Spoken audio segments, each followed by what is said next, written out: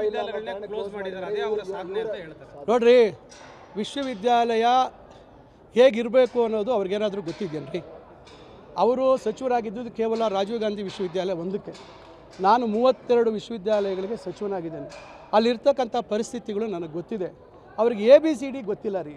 ಅವರು ಮೊದಲು ವೈದ್ಯರಾಗಿ ಓದಿರ್ತಕ್ಕಂಥದ್ದು ಎಷ್ಟು ವರ್ಷ ಆದಮೇಲೆ ಪಾಸಾದರು? ಅವ್ರು ಸರ್ಜನ್ ಮಾಡಿದಾರಾ?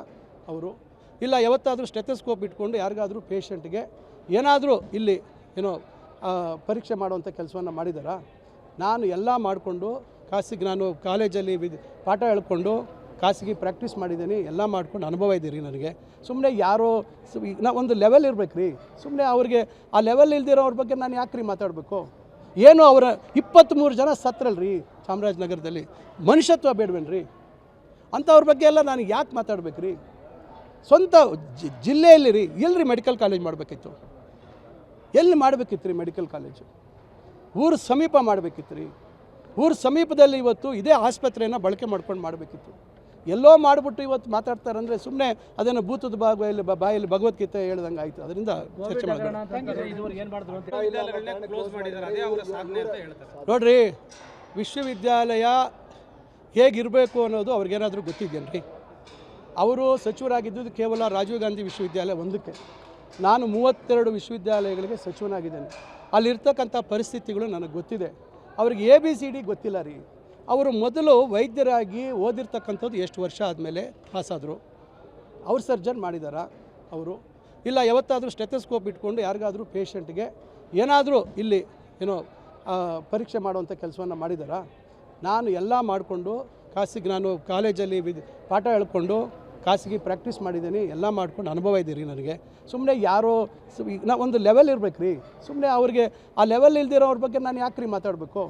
ಏನು ಅವರ 23 ಜನ ಸತ್ರಲ್ರಿ ಚಾಮರಾಜನಗರದಲ್ಲಿ, ಮನುಷ್ಯತ್ವ ಬೇಡವೇನ್ರಿ? ಅಂಥವ್ರ ಬಗ್ಗೆ ಎಲ್ಲ ನಾನು ಯಾಕೆ ಮಾತಾಡಬೇಕು ರೀ? ಸ್ವಂತ ಜಿಲ್ಲೆಯಲ್ಲಿ ರೀ, ಎಲ್ಲಿ ಮೆಡಿಕಲ್ ಕಾಲೇಜ್ ಮಾಡಬೇಕಿತ್ತು? ಎಲ್ಲಿ ಮಾಡಬೇಕಿತ್ತು ರೀ ಮೆಡಿಕಲ್ ಕಾಲೇಜು? ಊರು ಸಮೀಪ ಮಾಡಬೇಕಿತ್ತು ರೀ. ಊರು ಸಮೀಪದಲ್ಲಿ ಇವತ್ತು ಇದೇ ಆಸ್ಪತ್ರೆಯನ್ನು ಬಳಕೆ ಮಾಡ್ಕೊಂಡು ಮಾಡಬೇಕಿತ್ತು. ಎಲ್ಲೋ ಮಾಡಿಬಿಟ್ಟು ಇವತ್ತು ಮಾತಾಡ್ತಾರೆ ಅಂದರೆ ಸುಮ್ಮನೆ ಅದನ್ನು ಭೂತದ ಬಾಯಲ್ಲಿ ಭಗವದ್ಗೀತೆ ಹೇಳ್ದಂಗೆ ಆಯಿತು. ಅದರಿಂದ ಚರ್ಚೆ ಮಾಡೋಣ.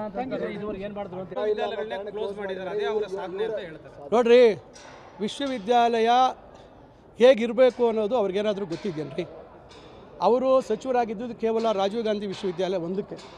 ನಾನು 32 ವಿಶ್ವವಿದ್ಯಾಲಯಗಳಿಗೆ ಸಚಿವನಾಗಿದ್ದೇನೆ.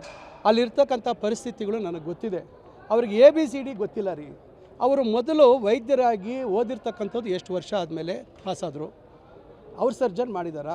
ಅವರು ಇಲ್ಲ ಯಾವತ್ತಾದರೂ ಸ್ಟೆಥೋಸ್ಕೋಪ್ ಇಟ್ಕೊಂಡು ಯಾರಿಗಾದರೂ ಪೇಷಂಟ್ಗೆ ಏನಾದರೂ ಇಲ್ಲಿ ಪರೀಕ್ಷೆ ಮಾಡುವಂಥ ಕೆಲಸವನ್ನು ಮಾಡಿದಾರಾ?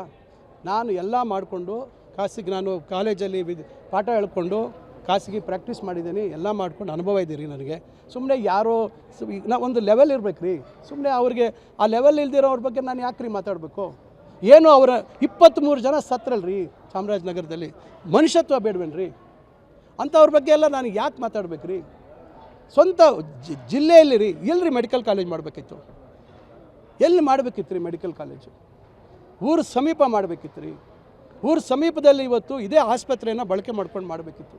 ಎಲ್ಲೋ ಮಾಡಿಬಿಟ್ಟು ಇವತ್ತು ಮಾತಾಡ್ತಾರೆ ಅಂದರೆ ಸುಮ್ಮನೆ ಅದನ್ನು ಭೂತದ ಬಾಯಲ್ಲಿ ಭಗವದ್ಗೀತೆ ಹೇಳ್ದಂಗೆ ಆಯಿತು. ಅದರಿಂದ ಚರ್ಚೆ ಮಾಡೋಣ.